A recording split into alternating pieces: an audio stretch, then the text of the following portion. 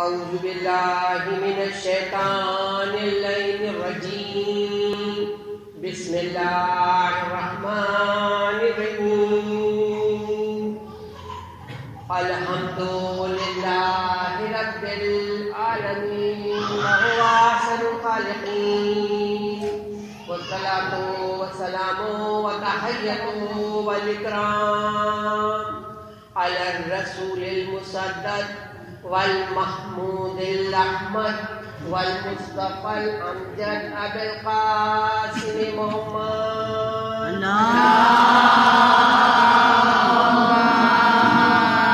صل على محمد وآل محمد وعلى الطيبين الطاهرين المنتجبين المنتخبين الميامين المعصومين لا سيما لا بقية الله في الأرضين اللهم أجل فرجه وكسر أنصاره وأخلف أعداءه ولعنة الله على أعدائهم أجمعين من يومنا هذا إلى يوم الدين سلام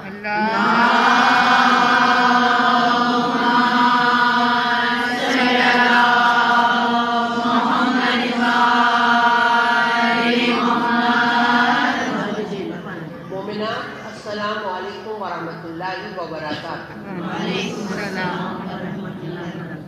کلام بلاغت نظام میں سورہ والعصر میں پروردگار عالم اعلان کر رہا ہے بسم اللہ الرحمن الرحیم والعصر ان الانسان لفی خسر الا الذین آمنوا وعملوا الصالحات وتواصوا بالحق وتواصوا بالصبر۔ اس میں جو والعصر کا لفظ ہے، جو شروع کی واو ہے، اس کے کئی ایک معنی ہے، جس میں سے ایک معنی ہے قسم۔ اب یہ جو قسم کھائی گئی ہے عصر کی قسم، اس حوالے سے ہمارے ہاں مختلف طریقے سے اسے بیان کیا گیا ہے، جو کہ تین ہے۔ ایک کہا گیا تفسیر میں کہ والعصر کے معنی ہے زمانے کی قسم۔ ایک تفسیر میں بیان کیا گیا کہ والعصر کے معنی ہے عصر کے وقت کی قسم جو ہمارے پاس ہوتا ہے۔ دیکھیں خاص عصر کا وقت جو مشہور ہے پوری تاریخ اسلام میں، وہ روز عاشور، شہادت سید الشہداء امام حسین علیہ السلام، عصر کا وقت ہے۔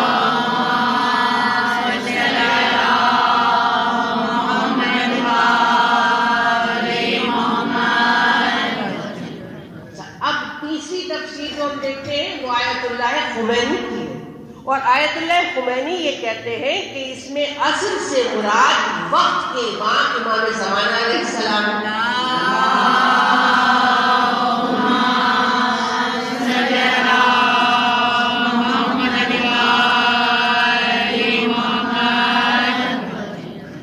اب عصر کے معنی کوئی بھی ہو، چاہے اس سے مراد زمانے کی قسم ہے یا اس سے مراد عصر کے وقت کی قسم ہے، روز عاشور کربلا میں سید الشہداء کی شہادت کا وقت، یا اس سے مراد وقت کے امام ہے جو ہم سب لوگوں پر نظر رکھنے والے ہیں، پوری انسانیت کے گواہ ہے کہ انسان کیا کر رہا ہے، بغیر اس وقت کے کہ وہ مومن ہے یا مومن نہیں ہے، پوری انسانیت پر، چونکہ وہ امام اللہ کی حجت ہے۔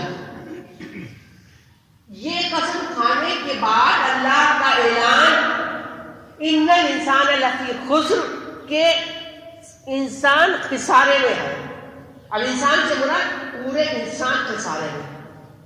اب یہ خسارہ کیا ہے؟ گھاٹا ہے یا نقصان ہے؟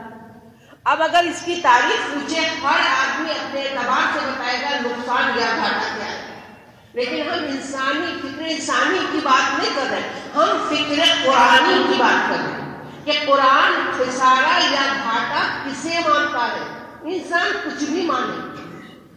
سورہ شورا کی آیت نمبر 45 اس کا مفہوم خسارے میں ہے، گھاٹے میں ہے کون؟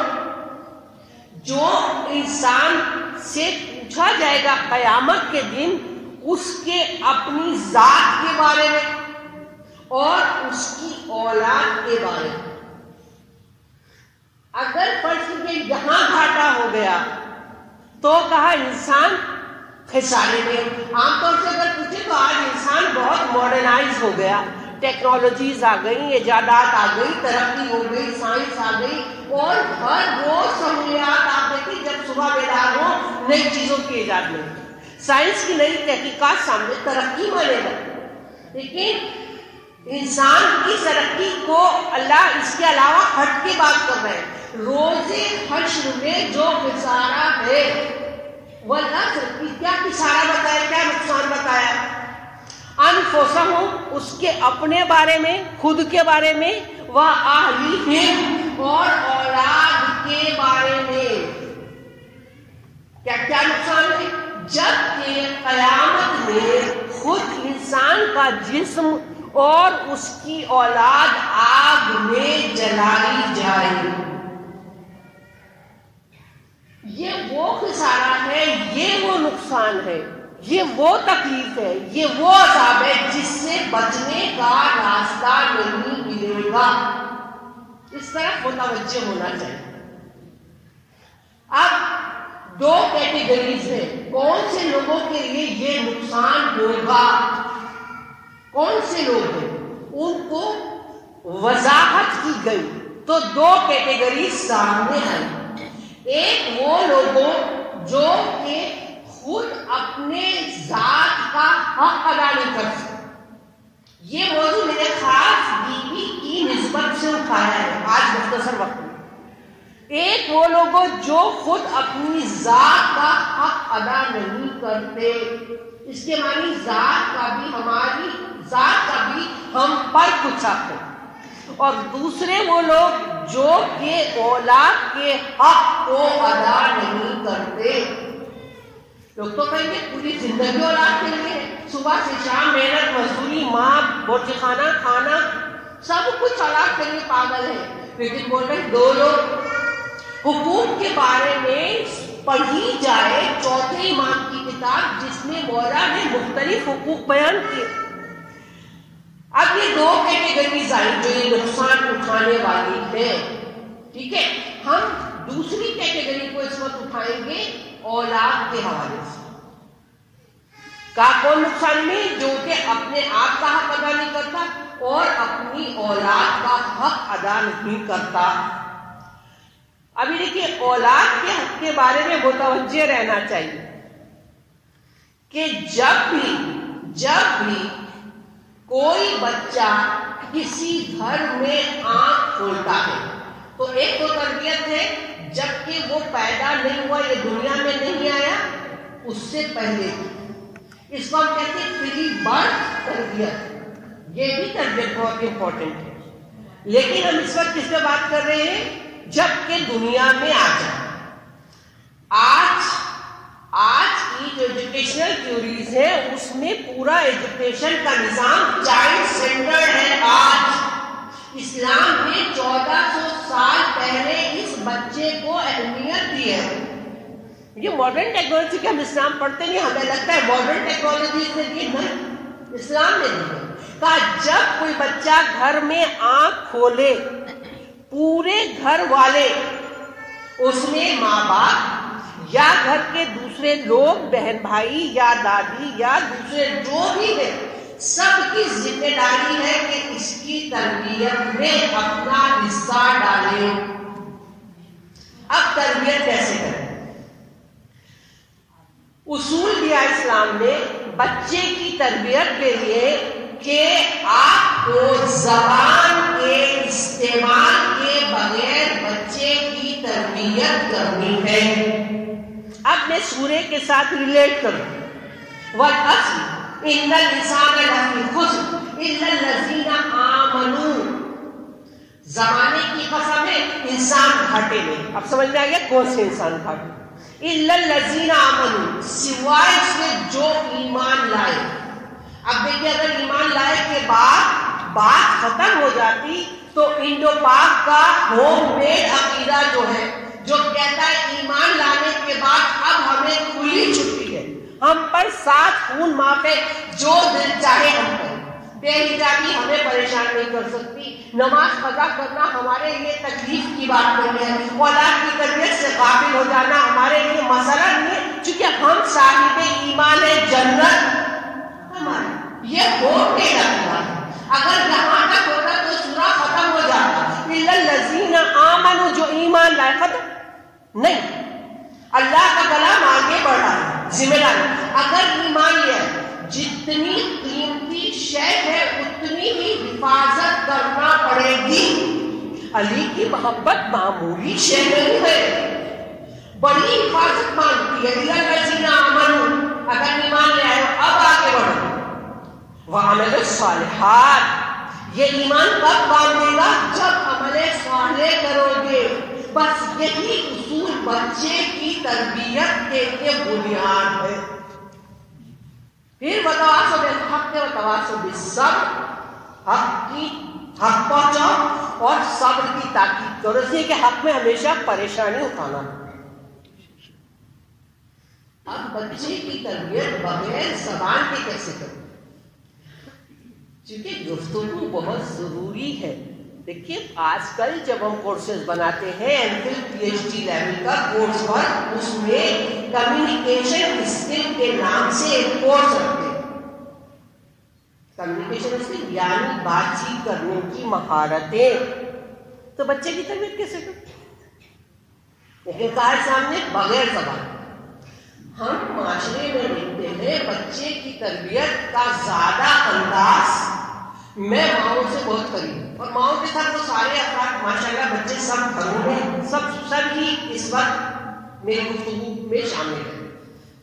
یہ کرو، یہ مت کرو، یہ مت کرو، یہ اچھا ہے، یہ برا ہے۔ وہ تو اتنا چھوٹا ہی چیز ہے، وہ کچھ جانتا ہی نہیں ہے، اور زبان سے تو اس کا کوئی تعلق نہیں ہے۔ 1 ہفتے کا بچہ، 2 ہفتے کا بچہ، یہ کیا زبان سمجھتا ہے؟ کچھ نہیں۔ دیکھا عمل صالحات، اب خود کو ایک ماڈل بننا پڑے گا، پیرنٹس کو، گھر والوں کو زبان کی ضرورت نہیں ہے۔ آج دیکھیں جو مسائل ہمیں درپیش ہیں، بچے بے نمازی ہیں، حجاب نہیں ہے، گھر میں وہ ماحول نہیں ہے جو کہ حقیقتاً ہم چاہتے ہیں دل سے۔ دیکھیں سب کا مسئلہ ہے، سب کا مسئلہ ہے، کیوں نہیں ہے؟ اس لیے کہ کردار کے ذریعے تربیت ہم نے نہیں کی ہے، ہم نے الفاظ کے ذریعے تربیت کی۔ یہ غلط ہے، یہ صحیح ہے، یہ مت کرو، یہ مت کرو، یہ مت، وہ کچھ نہیں جانتے۔ اب آپ دیکھیں اگر اسلام کہہ رہا ہے تو شہزادی پہلے عمل کر کے دکھائے۔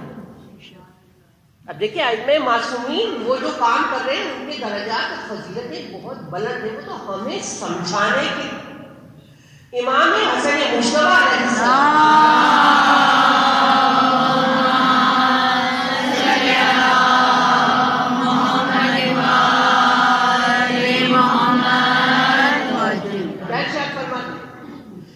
آپ کا مفہوم ہے، میں جب رات میں اٹھتا تھا تو میں دیکھتا تھا میری والدہ گرامی مصلے پر جا کر کھڑی ہو،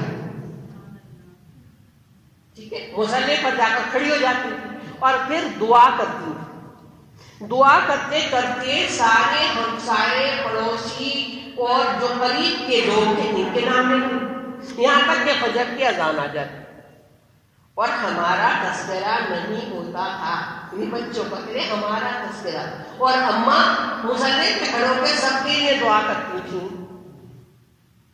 تو پھر میں نے کہا کہ اماں سب کا نام آپ نے لیا ہے، ہمسائے، پڑوسی اور ادھر ادھر کے قریب کے لوگ، ہمارا تذکرہ۔ کیا جواب دیا بیوی نے؟ کیا جواب دیا؟ آپ کا مفہوم، پہلے حق کس کا ہے؟ ارد گرد کے لوگوں کا، ہمسایوں کا، پڑوسیوں کا۔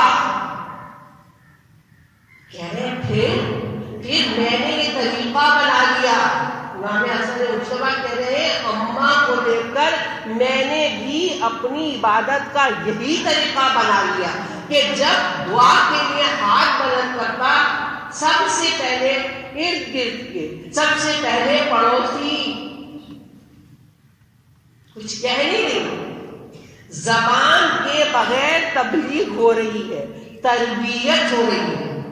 آج ہم دیکھیں شہزادی تو رات میں مصلی میں کھڑے ہو کے پڑوسی کا ہاتھ، اس کے لیے دعا، ہمارے ساتھ ہم اپنے پڑوسی کے ساتھ دعا میں یاد ہے۔ پڑوسی پہلا حق ہے، پہلا حق ہے، اور اگر یہ مسلمان بھی نہ ہو تب بھی حق۔ اگر پڑوسی مسلمان ہے تو اس کا حق غیر مسلم سے بڑھ جائے، اور اگر پڑوسی مومن ہے تو اس کا حق مسلمان پڑوسی سے بڑھ جائے، اور اگر مومن ہے اور رشتے دار بھی ہے اس کا حق اور زیادہ۔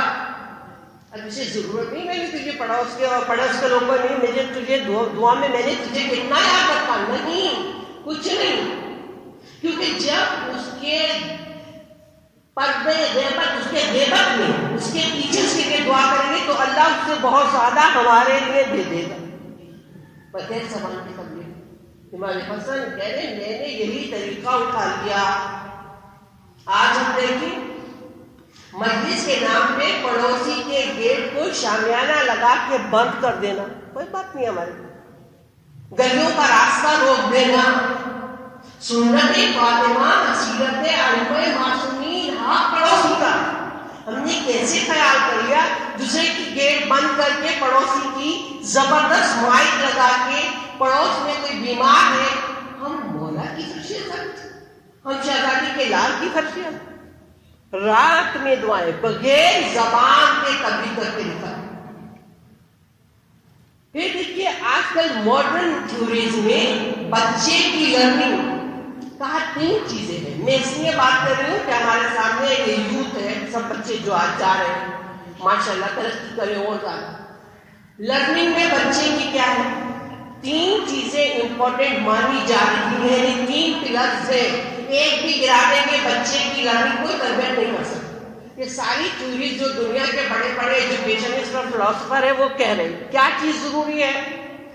سب سے پہلے آج چائلڈ سینٹرڈ ایجوکیشن، یعنی بچہ مرکز، اس کی لرننگ ہم نہیں کر سکتے بغیر اسکول کے اور بغیر والے۔ آج ہم بہترین اسکول سلیکٹ کرتے ہیں یا بہترین مدرسہ سلیکٹ کرتے ہیں اور ہم سمجھتے ہیں ہمارا بچہ کامیاب ہو جائے، جی نہیں۔ جب تک گھر میں والدین توجہ نہ دیں، والدین ماں اور باپ دونوں، بچے کی کامیابی ممکن نہیں۔ اتنا بڑا بڑا نوٹ اسکول سے لکھ کر آتا ہے، جب وہ لکھتے کمنٹس کہ پیرنٹس کوئی توجہ نہیں دے رہے، ہم نے یہ سوچ لیا ہے بس بچہ اسکول چلا جائے، گھر میں کنڈی لگاؤ، لیٹو سو جاؤ، جب اٹھے تو بچے کے آنے کا ٹائم اور اسے کھانا کھلاؤ، اسے سلاؤ، پھر خود سو جاؤ۔ بہت معذرت کے ساتھ ہم زندگی میں یہی انداز دیکھ رہے ہیں۔ آج کل زندگی میں سہولیات بہت انداز ہم یہ دیکھ رہے ہیں، کہا نہیں۔ شہزادی فاطمہ سے پوچھے جو تھیوری آج ہمیں دی جا رہی ہے، جس میں بڑے بڑے سیمینار کانفرنسز ہو رہی ہیں، مولا علی اور شہزادی ان کی سنتیں دیکھیں، سنتیں ان کے طریقہ وہ پیروی کرنا چاہیے نا۔ کیا طریقہ ہے؟ مولا دیکھتے ہیں بار بار جب گھر آتا ہوں محدث ایسے ہو گئے ہیں کہ صبح کو مسجد میں جو پیغمبر خطبہ دیتے ہیں، شہزادی جب شام گھر آ کر پورا سنا دیتے، بابا نے یہ کہا یہ کہا یہ کہا، حالانکہ مسجد میں تو نہیں جاتے۔ کیا طریقہ تھا وہ زمانہ؟ لوگ صبح کام پہ جانے سے پہلے مسجد میں جمع ہوتے، پیغمبر اسلام خطبہ دیتے اور ڈیلی لائف ڈسکس ہوتی۔ ہم سمجھتے خطبے کے معنی یا مسجد یا امام باغ کا، اس کے معنی کیا ہے؟ صرف نماز روزے کی بات، جی نماز روزہ یا دین ڈیلی لائف سے جدا ہو ہی نہیں سکتا۔ پھر ڈیلی لائف کیسے گزاریں گے؟ اس میں بتاتے تھے پیغمبر ڈیلی لائف یعنی روزانہ کی زندگی کیسے بسر کرو، یہ معاملات ہوتے۔ پھر لوگ اپنے اپنے کاموں میں چلے جاتے، پھر شام کو اپنے گھر جاتے۔ تو مولا علی کا بھی یہ طریقہ تھا، صبح جاتے خطبہ سنتے، وہاں سے اپنے کام پہ جاتے، شام کو گھر آتے تو شہزادی پوری بات بتاتے۔ مولا نے سوال کیا کیا آپ جاتی ہیں خطبہ سننے؟ کہا نہیں۔ کہا ساری باتیں کیسے پتہ ہے؟ بابا نے یہ کہا، بابا نے کہا کہ ہاں، جب میرا بیٹا حسن مسجد سے گھر آتا ہے تو میں بٹھا لیتی. اب میں آپ کی بہت توجہ چاہتی، لیکن شہزادی کا طریقہ، ان کی سنت، مولادی کی سنت، بچوں کی تربیت کے لیے بتا بٹھا لیتی. پھر میں پوچھتی ہوں کہ نانا نے مسجد میں کیا بتایا تھا، کیا سنا ہے تم نے، مجھے بتا. مجھے سن کے تو آ گیا، بچہ ہے نا اس وقت، تو بچپن تھا. امام حسن سناؤ کیا کیا بتایا ہے. اب امام حسن پوری تقریر، نانا نے یہ بتایا ہے، نانا نے یہ بتایا ہے، نانا نے. مولانا نے کہا اچھا، میں بھی چاہتا ہوں کہ اپنے فرزند کی تقریر سنوں. تو مولانا نے کیا کیا، ایک دن مسجد چلے گئے، خطبے کو پیغمبر کے سنا، وہاں سے اپنے کام پر نہیں گئے بلکہ واپس گھر آ گئے. شہزادی نے کہا تھا آپ کے سامنے گفتگو نہیں کر پائے گا حسن. تو کیا ہوا، مولا خود کو پردے میں چھپا لیا، پردے کے پیچھے چلے گئے. اب امام حسن تشریف لائے تو بیوی نے پھر وہی سوال کیا. تو اب جب بولنا چاہتے ہیں، پہلے تو وہ انداز تھا، وہی نانا کا لہجہ تھا، لیکن آج زبان ساتھ نہیں دے رہے. تو خود کہہ رہے ہیں کہ ایسا مجھے لگتا ہے کہ بابا یہیں کہیں ہے. سبحان اللہ، سبحان اللہ. یہ اپنی جگہ، لیکن بابا کا روح، ان کی محبت، ان کی خوشبو، ایسا لگ رہا ہے بابا ہے. زبان لڑکھڑا رہی ہے، ساتھ نہیں دے رہی. مولا ایک مرتبہ پردے کے پیچھے سے نکلے اور بچے کو گود میں لے لی. اب ان کو ضرورت تھی کہ وہ سناتے، خود معصوم ہے، لیکن یہ سارا جو کردار آ رہا ہے یہ کیا ہے، ان کی سنت ہے. مولا علی کی شہزادی کی سنت ہے جس کی پیروی ہمیں کرنا چاہیے. اب آج دیکھیں ہماری لائف میں ہے کہ نہیں ہے، اگر نہیں ہے تو فوراً شامل کر لینا چاہیے. کون سی بڑی بات. اور شہزادی کی فرش عذاب ہے، تو ہمیں دیکھنا چاہیے کہ شہزادی کی زندگی کے مختلف پہلو والا کتنی جلدی بات ہو نہیں سکتی، لیکن اشارتاً میں ہوتا، جبکہ باحیثیت بیٹی کے لائف گزاری شہزادی. بیٹی بھی رہی ہے نا، 9 سال وہاں رہی ہے بابا کے گھر میں، اس کے بعد شادی ہو کے مولا کے گھر میں آئی. کیا زمانہ دیکھا ہے شہزادی نے؟ شہزادی نے زمانہ دیکھا ہے جب کہ اعلان رسالت ہوا تو سارے عرب کی خواتین شہزادی کی ماں خدیجہ طاہرہ کا بائیکاٹ کر دی. کوئی نہیں ملتا تھا. کیوں نہیں ملتا تھا؟ کہ محمد سے شادی کیوں کی؟ سب اس کے خلاف تھے. تم اتنی مالدار ہو تو تم نے ان سے شادی کر، پیغمبر کے پاس اتنا مال نہیں تھا. سب نے بائیکاٹ کیا. کتنا عرصہ؟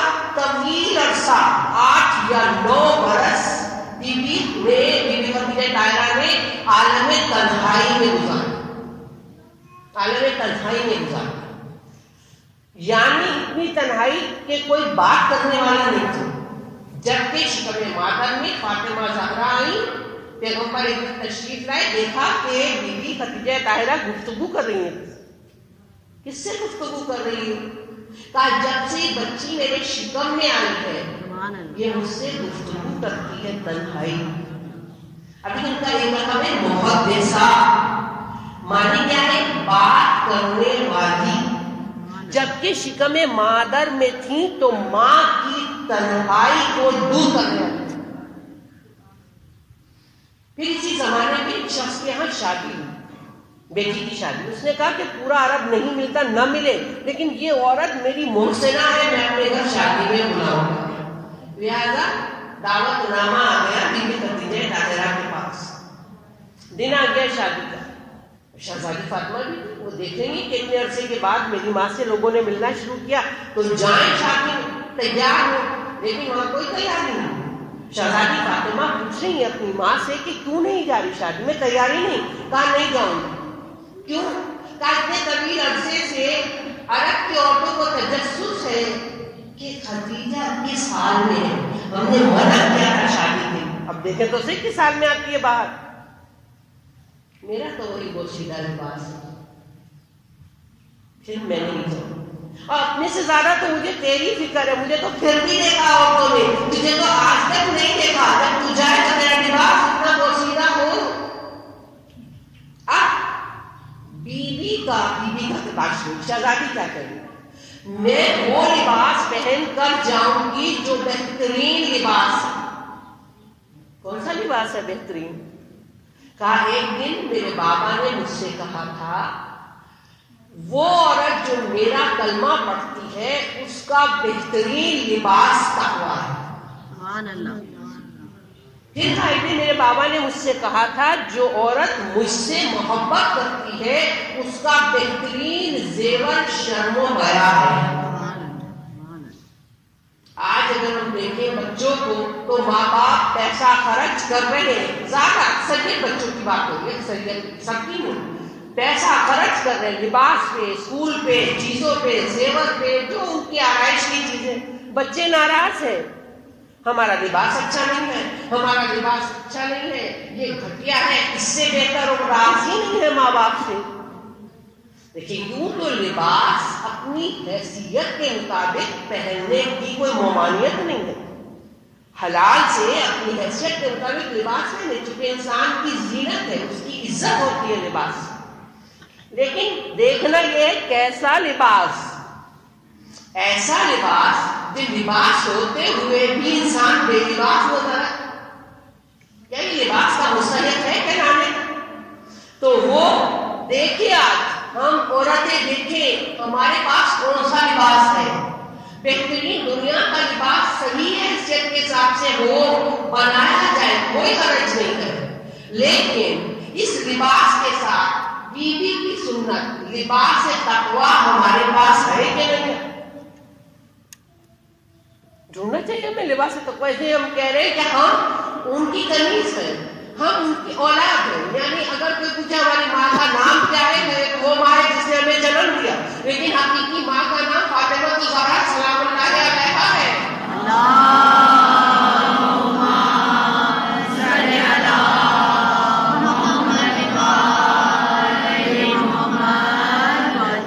بہترین زیور جو بھی جس کے پاس ہے اس کی, لیکن اس زیور میں تلاش کیا جائے وہ زیور جو شہزادی نے بتایا اس شرم و حیا والا سے. یہ سیرت ہے, یہ شہزادی کی مشکل چیزیں نہیں ہیں جو ہم نہ کھا سکتے, جو ہم تربیت میں غافل ہو گئے. وہ ذمہ داری بنائی سے کہا کہ یہ آپ کی ذمہ داری ہے جو بھی لباس ہے. لیکن ایک بیوی کو ماننے والی عورت کو دیکھنا چاہیے کیا میرے لباس میں لباس تقویٰ ہے کہ نہیں ہے, کیا میرے زیور میں شرم و حیا والا زیور ہے کہ نہیں ہے. تب کامیابی ہے. اور بیوی مطمئن تھی بہترین لباس میں جاؤں گی جو لباس تقویٰ ہے, بہترین زیور میں جاؤں گی جو کہ شرم و حیا کا زیور. اور دیکھیں جب شہزادی کی بات ہوگی تو حجاب کے بغیر مکمل نہیں ہو سکتی, حجاب کے بغیر مکمل نہیں ہو سکتی. ایک طریقے حجاب کی فکر ہے جبکہ ہم اس دنیا میں رہے ہیں. ایک مرنے کے بعد زندگی میں فکر کرنا میرے مرنے کے بعد میرے حجاب کا کیا ہوگا, یہ فکر ہم میں سے کتنوں کو ہے.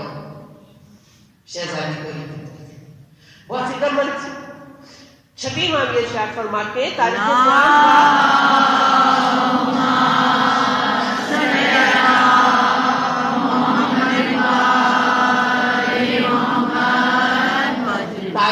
اسلام میں پہلا تابوت جو بنا ہے وہ شہزادی کونین کا. جب بہت بیمار تھی, بہت لاغر ہو گئی تھی, جسم کا گوشت اتنا بھول گیا تو اسما سے کہا تھا کہ جو میت لے کے جاتے ہیں اس میں عورت کا جسم ظاہر ہوتا ہے. تو شہزادی کا مجھے یہ اچھا نہیں لگتا کہ اس وقت شناخت ہو کہ یہ عورت کی میت ہے, یہ مرد کے سر لے جایا جاتا تھا. تو انہوں نے کہا تھا اسما نے کہ میں نے حبشہ میں میں نے ایک تابوت دیکھا ہے, اگر آپ چاہیں تو میں آپ کے لیے بنا سکتی ہوں, تیار کر سکتی ہوں.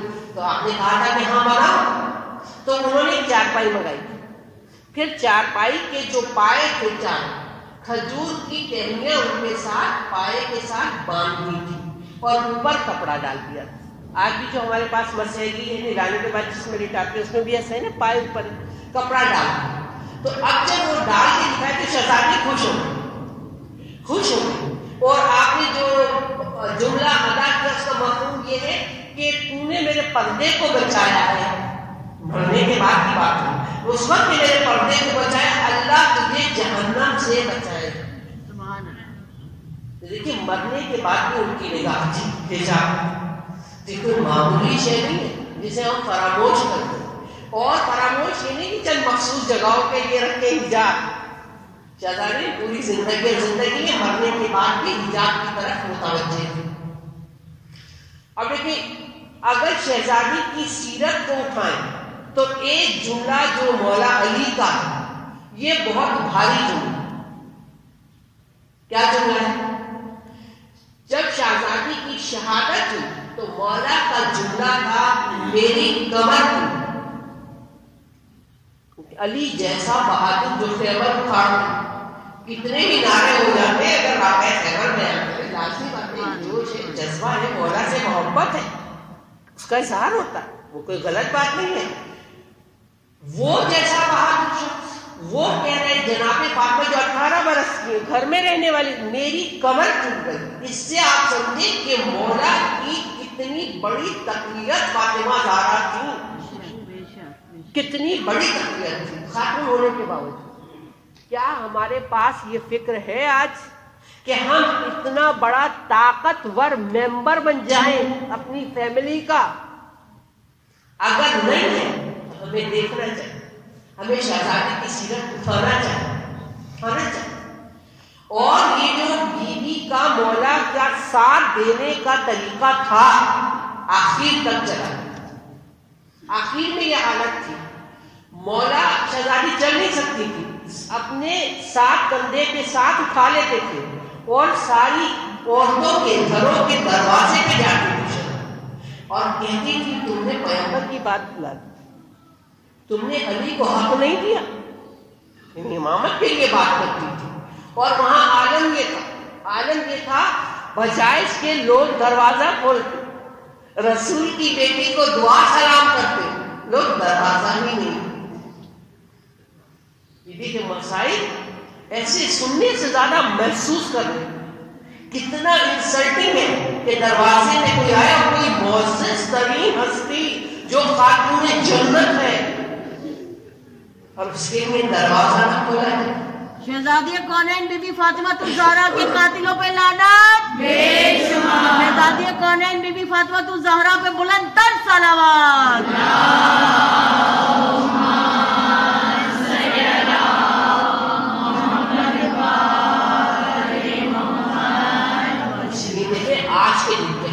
آج کے دن کے اعمال جس میں ہم بھی گزارے شہادت کا دن مفاتیح میں لکھے گئے. آج کے دن کا پہلا عمل یہ ہے مراسم عزا قائم کیے جائیں، یعنی قیام کیا جائے مجالس. دوسرے نمبر پر شہزادی کی زیارت پڑھی جائے. تیسرے نمبر پر وہ لوگ جنہوں نے حق کو نصب کیا ان کے اوپر لعنت کی. 3 نمبر. اب میں متوجہ کروں زیارت کی طرف خصوصاً. یہ زیارت آپ کو مفاتیح میں بھی مل جائے گی. مختصر سی زیارت ہے، 4 سے 5 لائن. اور اگر آپ کو نہ ملے تو میرے YouTube چینل پر میں ایام فاطمیہ کے مختلف کتاب ہیں، اس میں کتاب نمبر 9 میں مل جائے گی. آپ وہاں سے بھی دیکھ کر پڑھ سکتے ہیں اگر کسی کو مفاتیح میں نہ ملے. اب یہ زیارت جو ہے اس کو کس طرح سے بیان کیا گیا ہے؟ کہا گیا یہ جو دن ہے آج کا، اس میں جو یہ زیارت پڑھے گا اس کے بعد مغفرت طلب کرے گا تو اللہ اس کو بخش دے. پھر سید ابن طاووس جو ہے ان کے فرزند نے بھی یہ بات کہی کہ یہ زیارت جو ہے شہزادے کی خصوصاً یہ آج کے دن، اس کو پڑھنے کا طریقہ کیا ہے؟ اس کو پڑھنے کا طریقہ کیا ہے کہ ہمارے پاس بہت ٹائم ہے، ہم آرام سے کر سکتے ہیں. کہا پہلے 2 رکعت نماز پڑھی جائے، یا تو زیارت فاطمہ کی نیت کیجیے یا نماز فاطمہ زہرا کی نیت کیجیے. ایک ہی بات، 2 رکعت نماز. اور یہ نماز 2 طریقے سے پڑھ سکتے. نمبر 1 طریقہ کیا ہے؟ آپ نے نیت کی ہم نے نیت کی کہ نماز فاطمہ زہرا پڑھتے ہیں یا زیارت فاطمہ زہرا کی نماز پڑھتے ہیں قربان اللہ 2 رکعت پڑھیں. سورہ ہم پڑھا پہلی رکعت میں، پھر 60 مرتبہ سورہ اخلاص پڑھی. رکوع میں گئے، پھر دونوں سجدے کیے، پہلی رکعت ختم ہو. پھر بالکل اسی طرح سے دوسری رکعت کے لیے کھڑے ہو گئے، سورہ ہم پڑھی، 60 مرتبہ سورہ اخلاص پڑھی، رکوع میں گئے، 2 سجدے کیے، سلام تشہد ختم. 2 رکعت. اگر کوئی اس طریقے سے پڑھ سکتا ہے، اگر نہیں تو دوسرا طریقہ بھی. دوسرا طریقہ کیا ہے؟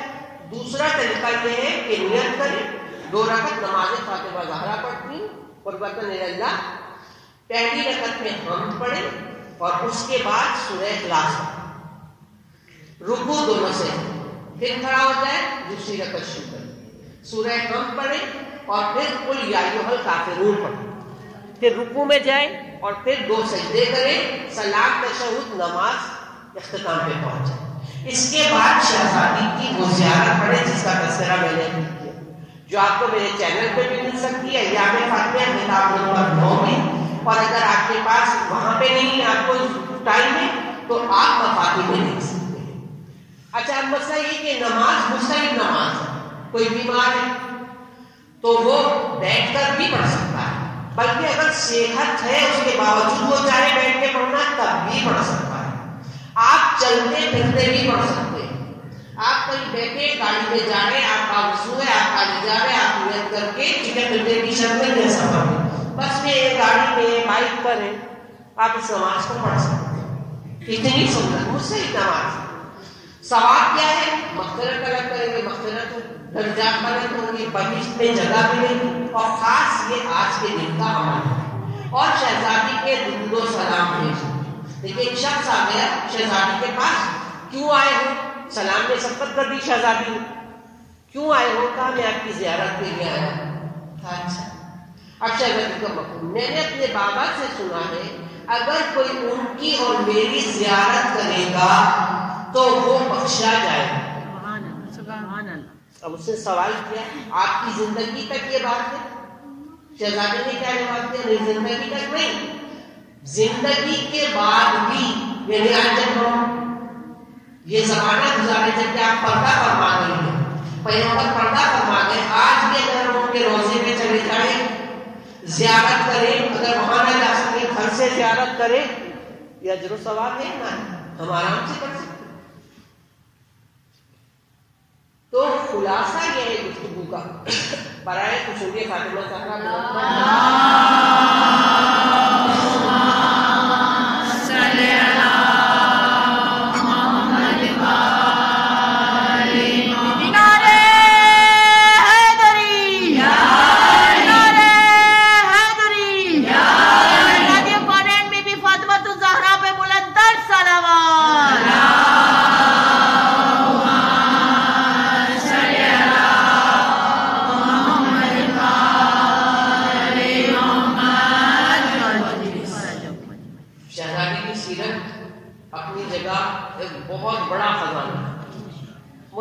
مختصر سی چیزیں اپنی پوری بیان نہیں ہو سکتی، چونکہ اسرار الہی میں سے معصومے کا اسرار الہی میں سے جیسے کوئی شب قدر نہیں تلاش کر سکتا، ایسے شہزادی کی معرفت کوئی حاصل نہیں کر سکتا. شہزادی کے جو دن ہے آخر بہت تکلیف تھے، کیونکہ بابا کی شہادت کے بعد مسائل بڑھ گئے. رونا چاہتی ہیں تو لوگ پیغام بھجوا دیتے ہیں، مولا کے کہتے ہیں شہزادی بنت رسول، لوگ کہتے وہ آپ کے رونے سے پریشان. شہزادی کا طریقہ، مدینے میں جنگل ہے، صحرا ہے، وہاں چلی جاتی ہوں شہزادی. آپ دیکھیں تو شہزادی کی دنیا میں بھلا کوئی بیٹی ایسی ہے جو اپنے باپ کو نہیں ہو سکتی، یہ حق اس سے کوئی نہیں لے سکتا، مگر ہاں یہ دختر پیغمبر ہے، یہ دختر رسول ہے، وہ رسول کا رحمت للعالمین ہے. ہم جن کو کہتے ہیں ہماری شفاعت کرنے والے اس کی بیٹی، اتنا بھی حق امت نہیں دیتی کہ وہ اپنے بابا کو روئے. لیکن صبر ہے، سلام ہے، اس صبر پہ جو شہزادی نے کیا کوئی جواب.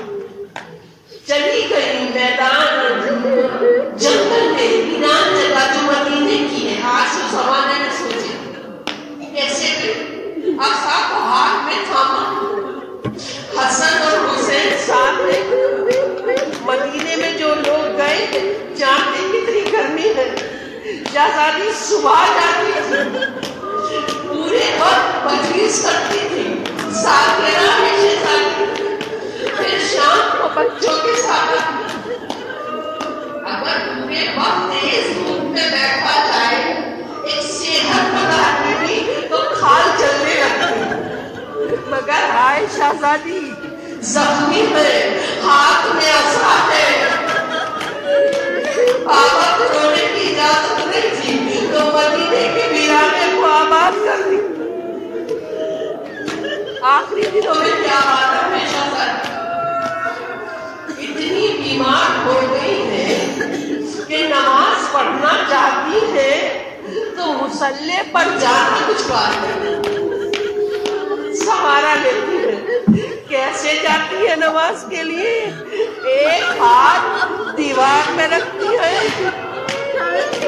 एक हाथ से टूटी हुई पसलियों को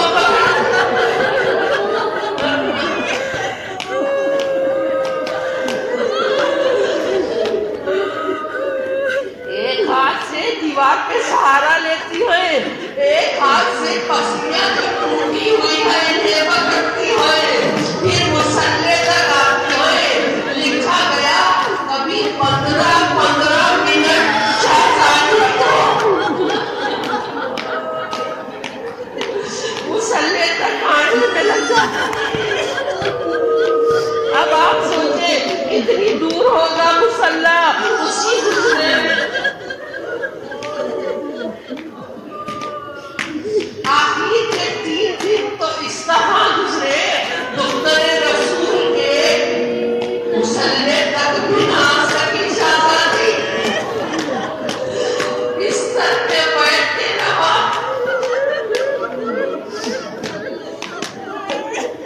एक दिन जब मौला आए तो उनकी हलालत देखा, शहजादी तो सब काम कर रही है, बच्चों का लिबास हो रही है, हिसाब तैयार कर रही है। आपकी ज़िम्मत खोला का मकबूल, हाँ आज आखिरी दिन है। ख्वाब में बाबा को देखा था, बाबा आए थे, बाबा बहुत मसाइब है आपके पास। या तो ये मर्सिया फातिमा ज़हरा की पोती सकीना माता शाम में पढ़ती रही, बाबा जाओ बहुत मसाइब है, बाबा खाब में आ गए, आकाश से गिरा, मुसीबतें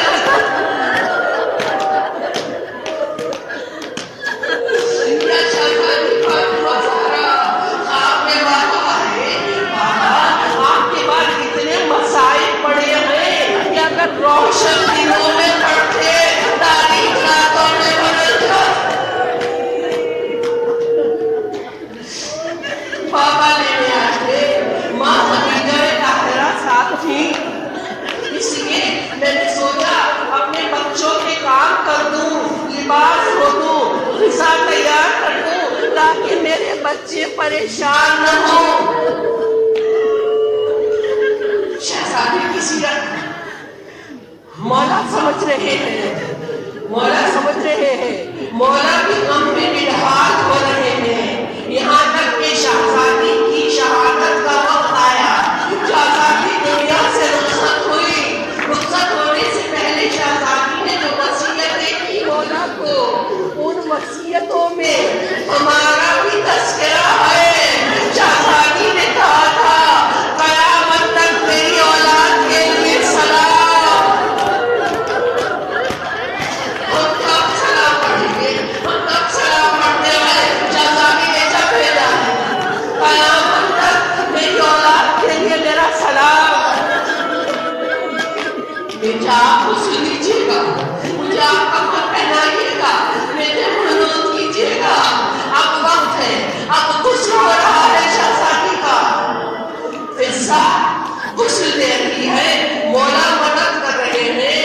जब फिज़ा गुस्ल देती है, पर्दे के पीछे से मौला मदद कर रहे हैं, बताते जा रहे हैं। एक मर्तबा फिज़ा कहती है मौला अगर हाथ न हटा सकूं शहजादी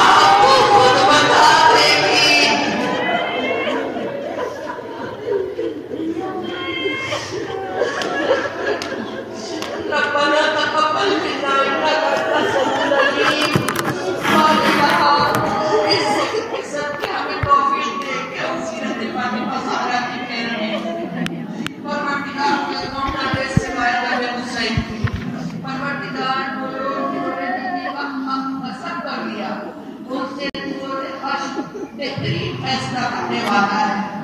پروردگار ہمیں محمد اور محمد کے ساتھ مشہور فرما۔ پروردگار ہمیں قیامت میں قرآن کی، محمد اور محمد کی شفاعت نصیب ہو۔ پروردگار اپنے آخری حجت امام زمانہ کے